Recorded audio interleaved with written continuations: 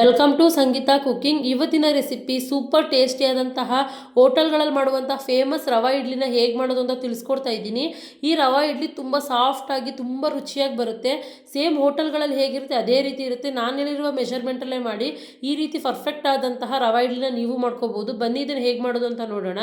ನಾನಿಲ್ಲಿ ಒಂದು ಪ್ಯಾನ್ಗೆ 2 ಸ್ಪೂನಷ್ಟು ತುಪ್ಪನ ಸೇರಿಸ್ಕೊತಾ ಇದ್ದೀನಿ.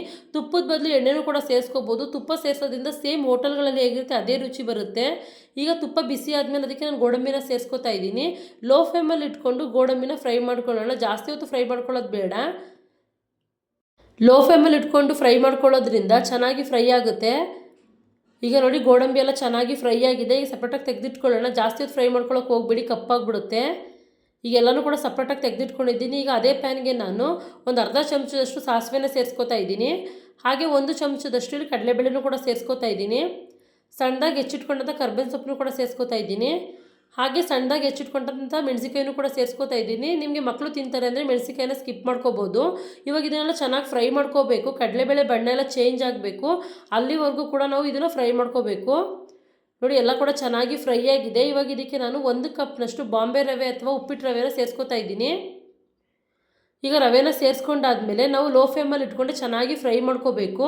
ರವೆಯಲ್ಲಿರುವ ಹಸಿ ವಾಸನೆ ಎಲ್ಲ ಕಡಿಮೆ ಆಗಬೇಕು. ಚೆನ್ನಾಗಿ ಫ್ರೈ ಮಾಡ್ಕೊಳ್ಳೋದ್ರಿಂದ ರವೆ ಇಡ್ಲಿ ಕೂಡ ತುಂಬ ಸಾಫ್ಟಾಗಿ ಉದುದ್ರವಾಗಿ ನೀಟಾಗಿ ಬರುತ್ತೆ.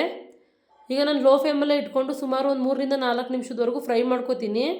ತುಪ್ಪದಲ್ಲಿ ಈ ರೀತಿ ರವೆನ ಫ್ರೈ ಮಾಡಿಕೊಂಡು ನಾವು ರವೆ ಇಡ್ಲಿ ಮಾಡೋದ್ರಿಂದ ರವೆ ಇಡ್ಲಿ ತುಂಬ ರುಚಿಯಾಗಿ ಬರುತ್ತೆ. ಈಗ ನೋಡಿ ರವೆ ಎಲ್ಲ ಚೆನ್ನಾಗಿ ಫ್ರೈ ಆಗ್ತಾ ಇದೆ. ಸುಮಾರು ಒಂದು 3ರಿಂದ 4 ನಿಮಿಷ ಆಗಿದೆ. ನೋಡಿ ರವೆದು ಬಣ್ಣ ಕೂಡ ಚೇಂಜ್ ಆಗಿದೆ. ಈಗ ಇನ್ನೊಂದು ಸ್ವಲ್ಪ ಹೊತ್ತು ಫ್ರೈ ಮಾಡಿಕೊಂಡ್ರೆ ಸಾಕು.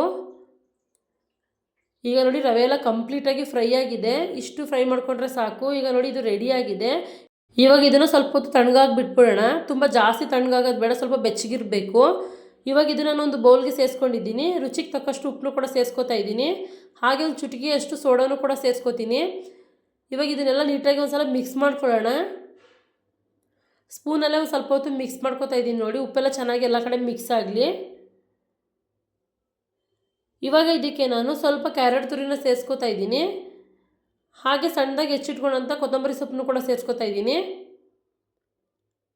ಇವಾಗ ಒಂದು ಸಲ ಮಿಕ್ಸ್ ಮಾಡ್ಕೊಳ್ಳೋಣ. ಬೇಕು ಅಂದರೆ ಸಬ್ಬಸಿಗೆ ಸೊಪ್ಪನ್ನು ಕೂಡ ಸೇರಿಸ್ಕೋಬೋದು. ಎಲ್ಲನೂ ಕೂಡ ಒಂದು ಸಲ ಮಿಕ್ಸ್ ಮಾಡ್ಕೊತಾ ಇದ್ದೀನಿ. ಈಗೆಲ್ಲನೂ ಮಿಕ್ಸ್ ಮಾಡ್ಕೊಂಡಿದ್ದಾದಮೇಲೆ ಇವಾಗ ನೋಡಿ ಎಲ್ಲನೂ ಕೂಡ ನೀಟಾಗಿ ಮಿಕ್ಸ್ ಮಾಡ್ಕೊಂಡಿದ್ದೀನಿ. ಇವಾಗ ಇದಕ್ಕೆ ನಾನು ಒಂದು ಅರ್ಧ ಕಪ್ನಷ್ಟು ಮೊಸರನ್ನ ಸೇರಿಸ್ಕೊತಾ ಇದ್ದೀನಿ. ಗಟ್ಟಿ ಮೊಸರನ್ನ ಸೇರಿಸ್ಕೊಂಡಿದ್ದೀನಿ. ಈಗ ಇನ್ನೊಂದು ಅರ್ಧ ಕಪ್ನಷ್ಟು ನೀರನ್ನ ಸೇರಿಸ್ಕೊತೀನಿ. ಈಗ ನೀರನ್ನ ಸೇರಿಸ್ಕೊಂಡಾದ್ಮೇಲೆ ಒಂದು ಸಲ ಚೆನ್ನಾಗಿ ಮಿಕ್ಸ್ ಮಾಡ್ಕೊಳ್ಳೋಣ. ನಮಗೆ ಬ್ಯಾಟರ್ ರೆಡಿ ಆಗಬೇಕು. ಇದು ನಮಗೆ ದೋಸೆ ಹಿಟ್ಟಿಗಿಂತ ಸ್ವಲ್ಪ ಗಟ್ಟಿಯಾಗೇ ಬರಬೇಕು. ನೋಡಿ ಎಲ್ಲನೂ ಕೂಡ ಮಿಕ್ಸ್ ಮಾಡ್ಕೊತಾ ಇದ್ದೀನಿ. ಮೊಸರು ಜೊತೆಗೆ ಚೆನ್ನಾಗಿ ರವೆ ಎಲ್ಲ ಮಿಕ್ಸ್ ಆಗಬೇಕು. ರವೆ ಎಲ್ಲ ಚೆನ್ನಾಗಿ ನೆಂದ ಮೇಲೆ ಇನ್ನೂ ಗಟ್ಟಿಯಾಗುತ್ತೆ. ನಾನು ಇನ್ನೊಂದು 1/4 ಕಪ್ನಷ್ಟು ನೀರನ್ನ ಸೇರಿಸ್ಕೊತೀನಿ. ಸ್ವಲ್ಪ ಗಟ್ಟಿ ಅನಿಸ್ತಾ ಇದೆ. ಈಗ ನೀರನ್ನ ಸೇರಿಸ್ಕೊಂಡಿದ್ದೀನಿ. ಈಗ ಇನ್ನೊಂದು ಸಲ ಚೆನ್ನಾಗಿ ಮಿಕ್ಸ್ ಮಾಡ್ಕೊಳ್ಳೋಣ. ನೋಡಿ ಚೆನ್ನಾಗಿ ಮಿಕ್ಸ್ ಮಾಡ್ಕೊತಾ ಇದ್ದೀನಿ. ಇಷ್ಟು ಗಟ್ಟಿಯಾಗಿದ್ದರೆ ಸಾಕು. ಇನ್ನೂ ಜಾಸ್ತಿ ನೀರಂಗೆ ಮಾಡ್ಕೊಳಕ್ಕೆ ಹೋಗಬೇಡಿ, ಇನ್ನೂ ಜಾಸ್ತಿ ಗಟ್ಟಿ ಮಾಡ್ಕೊಳಕ್ಕೆ ಹೋಗಬಾರ್ದು. ರವೆ ಚೆನ್ನಾಗಿ ನೆಂದ ಮೇಲೆ ಇನ್ನೂ ಗಟ್ಟಿ ಆಗುತ್ತೆ. ಈಗ ಇದಕ್ಕೊಂದು ಪ್ಲೇಟ್ನ ಮುಚ್ಚಿಟ್ಬಿಟ್ಟು ಒಂದು 10ರಿಂದ 15 ನಿಮಿಷದವರೆಗೂ ಚೆನ್ನಾಗಿ ನೆನೆಯಕ್ಕೆ ಬಿಡಬೇಕು. ಆಗ ರವೆ ಎಲ್ಲ ಚೆನ್ನಾಗಿ ಅರಳಿರುತ್ತೆ. ನೋಡಿ ಈಗ ಒಂದು 15 ನಿಮಿಷ ಆಗಿದೆ. ರವೆ ಎಲ್ಲ ಚೆನ್ನಾಗಿ ನೆಂದಿದೆ. ನೋಡಿ ಬ್ಯಾಟರ್ ಕೂಡ ಗಟ್ಟಿಯಾಗಿದೆ. ನಮಗೆ ಬ್ಯಾಟರ್ ಈ ಹದದಲ್ಲೇ ಇರಬೇಕು. ತುಂಬ ತೆಳ್ಳಗಾಗ್ಬಿಟ್ರೆ ಇಡ್ಲಿ ತುಂಬ ಸಾಫ್ಟಾಗಿ ಬರುತ್ತೆ, ಮುರಿದೋಗ್ಬಿಡುತ್ತೆ. ಈ ಹದದಲ್ಲಿ ಇರೋದ್ರಿಂದ ಚೆನ್ನಾಗಿ ಸಾಫ್ಟಾಗಿ ಒಳಗಡೆ ಎಲ್ಲ ಉದುದ್ರವಾಗಿ ನೀಟಾಗಿ ಕುಕ್ಕಾಗುತ್ತೆ. ಇವಾಗ ನಾನು ಇಡ್ಲಿ ಮಾಡ್ಕೊಳ್ಳುವಂಥ ಪ್ಲೇಟ್ಗೆ ಎಣ್ಣೆನ ಸವರ್ಕೋತಾ ಇದ್ದೀನಿ. ಇವಾಗ ಇದಕ್ಕೆ ಫ್ರೈ ಮಾಡಿ ಇಟ್ಕೊಂಡಂಥ ಗೋಡಂಬಿನ ಸೇರಿಸ್ಕೊತಾ ಇದ್ದೀನಿ. ಹಾಗೆ ಗಾರ್ನಿಷ್ಗೆ ಸ್ವಲ್ಪ ಇಲ್ಲಿ ಕ್ಯಾರೆಟ್ನು ಕೂಡ ಸೇರಿಸ್ಕೊತಾ ಇದ್ದೀನಿ. ಹಾಗೆ ಸ್ವಲ್ಪ ಕೊತ್ತಂಬರಿ ಸೊಪ್ಪನ್ನು ಕೂಡ ಸೇರಿಸ್ಕೊತಾ ಇದ್ದೀನಿ. ಈಗ ಇದಕ್ಕೆ ನಾನು ಮಾಡಿಟ್ಕೊಂಡಂಥ ಬ್ಯಾಟರ್ನ ಹಾಕೋತಾ ಇದ್ದೀನಿ. ಒಂದು 3/4 ಭಾಗದಷ್ಟು ಬ್ಯಾಟರ್ನ ಸೇರಿಸ್ಕೋಬೇಕು. ಚೆನ್ನಾಗಿ ಕುಕ್ಕಾಗುತ್ತೆ. ಈಗ ನೋಡಿ ಎಲ್ಲ ಬ್ಯಾಟರ್ನು ಕೂಡ ಸೇರಿಸ್ಕೊತಾ ಇದ್ದೀನಿ. ಇಷ್ಟು ಥಿಕ್ನೆಸ್ ಆಗಿದ್ದರೆ ಇಡ್ಲಿ ತುಂಬ ಚೆನ್ನಾಗಿ ಬರುತ್ತೆ. ಹಾಗೆ ಮುಟ್ಟಿದ್ರೆ ಉದುದ್ರವಾಗಿ ಬರುತ್ತೆ. ಇವಾಗ ನಾನು ಇಡ್ಲಿ ಪಾತ್ರೆಗೆ ನೀರನ್ನ ಇಟ್ಕೊಂಡಿದ್ದೆ. ನೀರು ಚೆನ್ನಾಗಿ ಕುದೀತಾ ಇದೆ. ಈಗ ನಾವು ಫಿಲ್ ಮಾಡಿ ಇಟ್ಕೊಂಡಂಥ ಪ್ಲೇಟ್ಗಳನ್ನ ಸೇರಿಸ್ಕೊತಾ ಇದ್ದೀನಿ. ಈಗ ಇಡ್ಲಿ ಪ್ಲೇಟ್ಗಳನ್ನ ಸೇರಿಸ್ಕೊಂಡಿದ್ದಾಗಿದೆ. ಲಿಡ್ನ ಕ್ಲೋಸ್ ಮಾಡಿಕೊಂಡು ಸುಮಾರು 10ರಿಂದ 15 ನಿಮಿಷದವರೆಗೂ ಸ್ಟೀಮ್ ಮಾಡ್ಕೋಬೇಕು. ನೋಡಿ ಈಗ ಒಂದು 10ರಿಂದ 12 ನಿಮಿಷ ಆಗಿದೆ.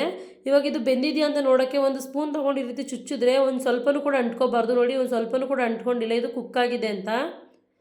ಇವಾಗ ಇದು ರೆಡಿಯಾಗಿದೆ. ಸ್ವಲ್ಪ ಹೊತ್ತು ತಣ್ಣಗಾಗಿ ಬಿಡೋಣ. ನೋಡಿ ಎಷ್ಟು ಈಸಿಯಾಗಿ ಬರ್ತಾ ಇದೆ ಅಂತ, ಒಂದು ಸ್ವಲ್ಪನೂ ಕೂಡ ಅಂಟ್ಕೋತಾ ಇಲ್ಲ. ಈಗ ತುಂಬ ರುಚಿಯಾದಂತಹ ಹೋಟೆಲ್ ಸ್ಟೈಲಲ್ಲಿ ರವಾ ಇಡ್ಲಿ ರೆಡಿಯಾಗಿದೆ, ಪರ್ಫೆಕ್ಟಾಗಿ ಬಂದಿದೆ ನೋಡಿ. ತುಂಬ ರುಚಿಯಾಗಿರುತ್ತೆ, ಸೇಮ್ ಹೋಟೆಲ್ ತಿಂದಿದ್ದ ರೀತಿಲೇ ಇರುತ್ತೆ. ಒಂದ್ಸಲ ಟ್ರೈ ಮಾಡಿದ್ರೆ ನೀವೇ ಹೇಳ್ತೀರಾ ತುಂಬ ರುಚಿಯಾಗಿತ್ತು ಅಂತ. ಒಂದ್ಸಲ ಟ್ರೈ ಮಾಡಿ ಹೇಗೆ ಬಂತು ಅಂತ ಕಮೆಂಟ್ ಮಾಡಿ. ಪ್ಲೀಸ್ ನನ್ನ ಚಾನಲ್ನ ಲೈಕ್ ಮಾಡಿ, ಶೇರ್ ಮಾಡಿ, ಸಬ್ಸ್ಕ್ರೈಬ್ ಮಾಡಿ. Thank you for watching.